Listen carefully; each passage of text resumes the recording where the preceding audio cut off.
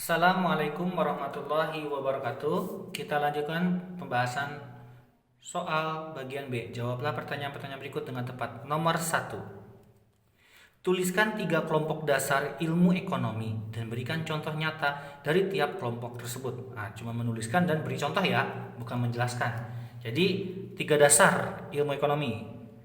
3 dasar ilmu ekonomi. Yang pertama adalah ekonomi deskriptif. Saya jelaskan sedikit ya. Ekonomi deskriptif atau deskriptif ekonomis berisi informasi-informasi faktual mengenai masalah ekonomi, menggambarkan keadaan perekonomian yang sebenarnya terjadi di masyarakat, melibatkan pengidentifikasian, pendefinisian, kompilasi informasi, pengukuran fenomena, dan pengumpulan data. Contoh jumlah angkatan kerja.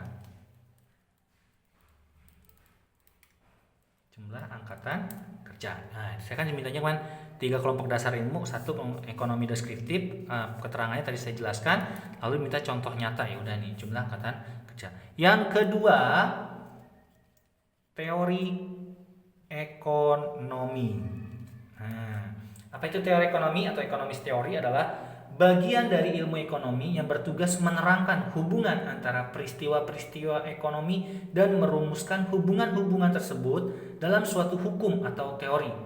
Teori ekonomi ini terbagi ada 2, yakni teori ekonomi makro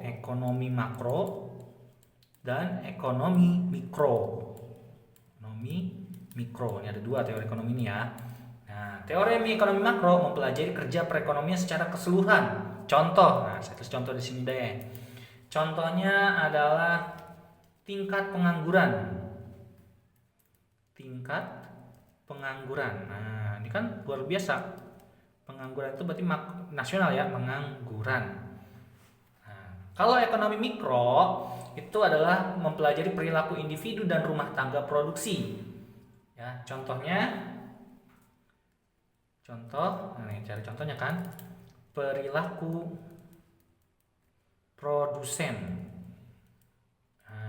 dalam penggunaan biaya. Ini contohnya. Oke, seperti itu ya. Yang ketiga, teori 3 dasar ilmu ekonomi adalah ekonomi terapan. Apa itu ekonomi terapan? Applied ekonomi berupa hasil kajian teori ekonomi untuk menjelaskan fakta-fakta yang dikumpulkan oleh ekonomi deskriptif dan sebagai sarana untuk solusi bagi masalah-masalah praktis. Contohnya, contoh yaitu kegiatan ekonomi